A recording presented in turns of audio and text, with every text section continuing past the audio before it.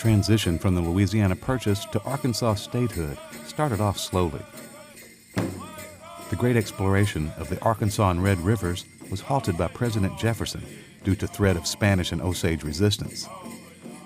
Instead, a smaller exploration was organized, and during the winter of 1804, the Hunter and Dunbar expedition ascended the Ouachita River to present-day Hot Springs National Park, collecting scientific data from the flora and water.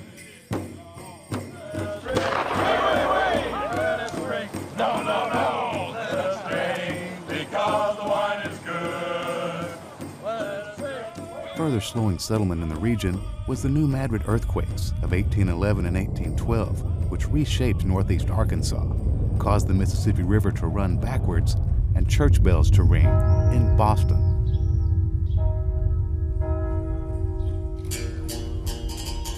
In 1815, the town of Davidsonville sprung up, and within 7 years, the first post office and courthouse in Arkansas was established.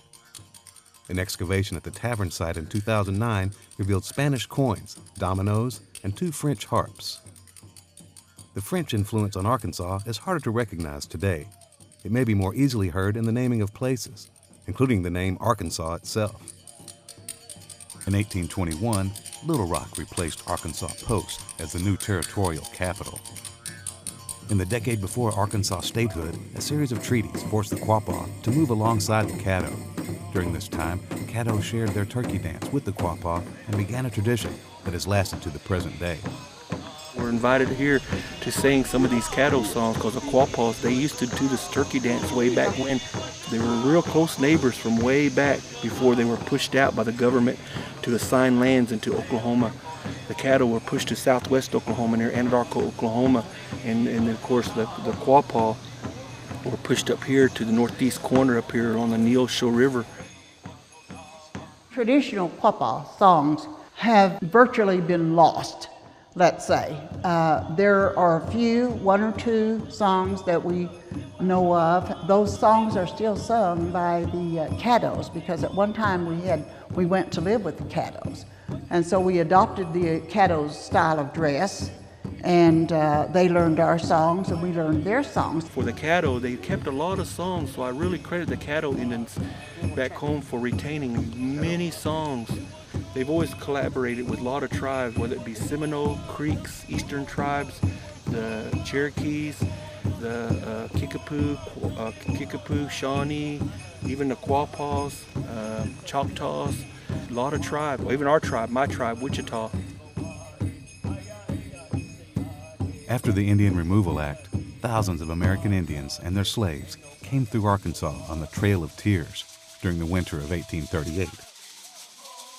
Bands of Cherokee had already been living in Arkansas prior to 1836 statehood. Historian Silas Turnbow interviewed Ozark settlers that remembered green corn dances in the 1820s. The green corn ceremony, which is characteristic of all the southeastern tribes, the Cherokee, the Chickasaw, the Choctaw, the Tunica, the Caddo, the Quapaw. In the green corn ceremony, they do a dance, and it's a song dance called the stomp dance, and it's the feature dance.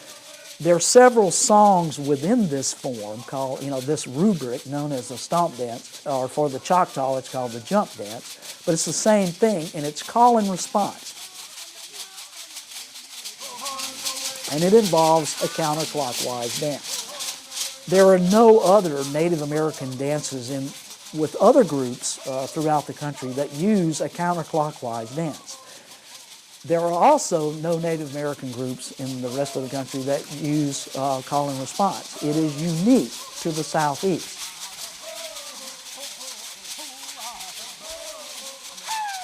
By the 1840s, ceremonies like these started to disappear as a new wave of settlers came to Arkansas.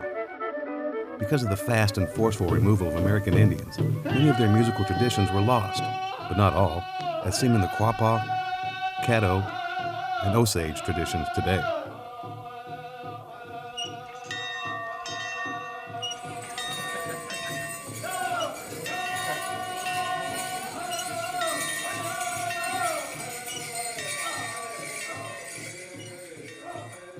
The Quapaws and the Osages have a similar language. And in the 1870s, about 90% of the Quapaws lived with the Osages what is now Skytook, Oklahoma, because people were struggling to live, and they were sort of like our cousins. Shami shige, she shige, shami shige, she shige. And it's just a little a baby song. They call it a baby song. The song forms, the singing forms of the Southeastern Indians is among the most complex of any in not only North America, but throughout the Western Hemisphere. The Southeastern Indian songs have examples of polyphony, of polyrhythms, of polymeters, as well as this kind of unusual call and response style. In the West, it doesn't occur until the Renaissance. That's when you have the beginning of polyphony and what will eventually become the creation of music as we know it in the West. We cannot deny that from what we know about the songs themselves, the singing, it is among the most complex, independently created, ever known. The current tribal annual 4th of July Quapaw powwow has been going on for 144, 45 years. It all kind of centralizes around that drum. That drum to us is a person. We call that, he's our grandfather. We try to treat him with respect and kindness, and we talk to that drum, and we believe there's powers in that drum. That drum, the sound it makes, the actual event of it being brought into the circle for it to be played, the beating of it, that's very much a part of who we are, and we believe there's, it's an opportunity to dance and sing, but it's more than that.